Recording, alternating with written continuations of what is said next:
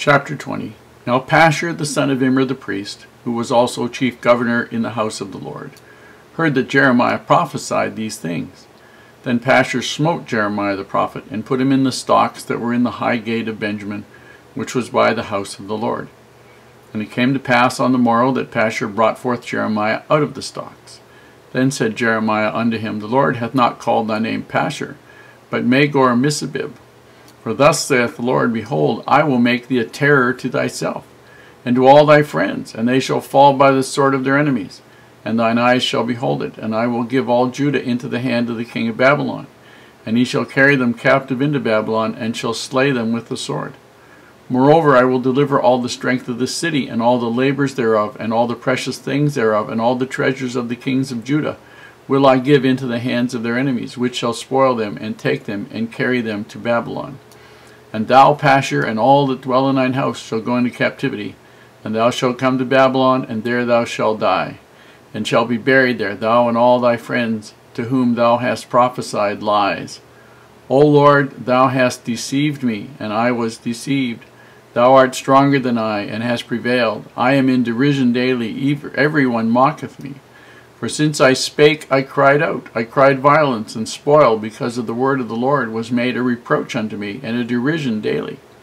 Then I said, I will not make mention of him, nor speak any more in his name. But his word was in mine heart as a burning fire shut up in my bones. I was weary with forbearing, and I could not stay. For I heard the defaming of many, fear on every side. Report, say they, and we will report it.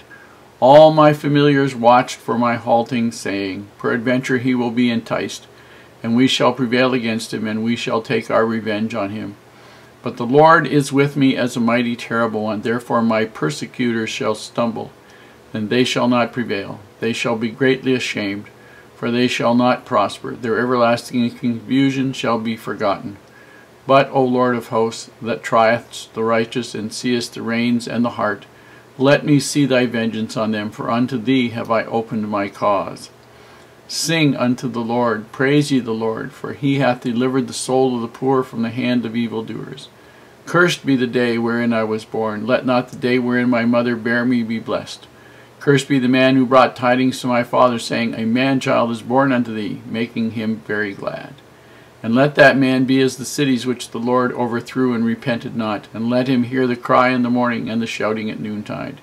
Because he slew me not from the womb, and that my mother might have been my grave, and her womb to be always great with me. Wherefore came I forth out of the womb to see labor and sorrow, that my days should be consumed with shame. Sometimes people do not understand just how great a trial being a prophet is. I've had people say, oh, it must be wonderful to be a prophet and know everything that God's going to do.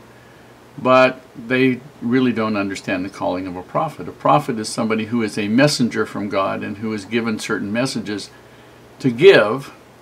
The rest of their life can be just almost the same as ours. They don't necessarily know everything all the time. And sometimes there is a great deal of stress, and you have to think about Jeremiah here, and he was pretty well on his own through the reign of 4 kings. Now the first one was Josiah. He was a good king. The last 3 were just hell on earth. They were miserable, horrible, satanic, idol-worshipping monsters. That's probably the best description of them. And Jeremiah was under incredible stress from his calling as a prophet. And in verses 7 and 8 and 14 to 18, we see some evidence of that stress that he was under. Now, in verse 7, the word deceived is mistranslated. It actually, we now know, should mean enticed or persuaded. And that he wasn't deceived in the sense that God did anything underhanded to him. God just told him, you need to do this. You love me. You need to do this. Whatever was necessary. And Jeremiah said that he tried to not say something. But the desire, the need to take the message to these people was as a fire that burned in his bones. It couldn't be turned down, it couldn't be turned off. Now, in verses 14 to 18, you can read about his despair over his lonely ministry. You know, I mean, it's one thing to have some companions that help you, and so you can sort of, you know, buoy one another up. But to be surrounded by a totally apostate people, where every single human being in the civilization that you know is morally corrupt, and you're not, you're the only one that isn't, had to be really, really tough.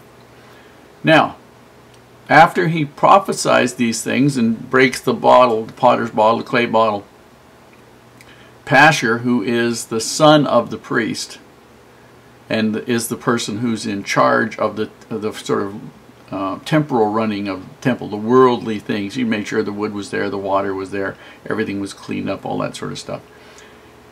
He hits Jeremiah, and they have temple guards and a small military band to sort of keep things under hand, maybe 10, 20, 50 guys if necessary. And they take Jeremiah and they put him in the stocks. Now, the stocks was an instrument of torture that caused your body to bend in an awkward way and caused you pain.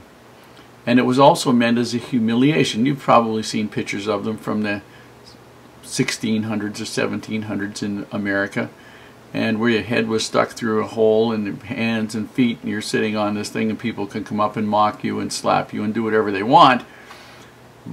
And this was part of what was involved, but it was also more physical damage than that.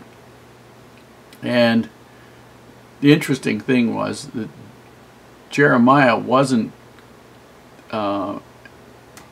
persuaded that he had done anything wrong here.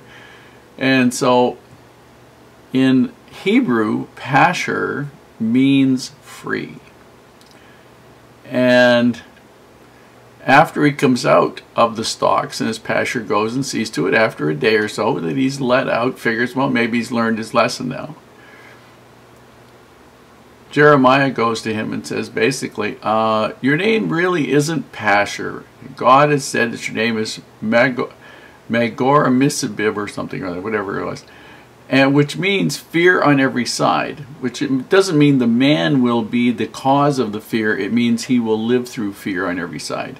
And then he proceeds to tell Pashur, Magor Misabib or whatever, that he's going to go, he's going to be captured, and all of his family, and they're going to all be taken to Babylon, and they're all going to die there, and all of his friends are going to be slain by the sword, and all the rest of this.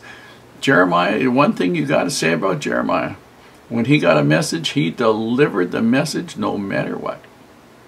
Gotta love that.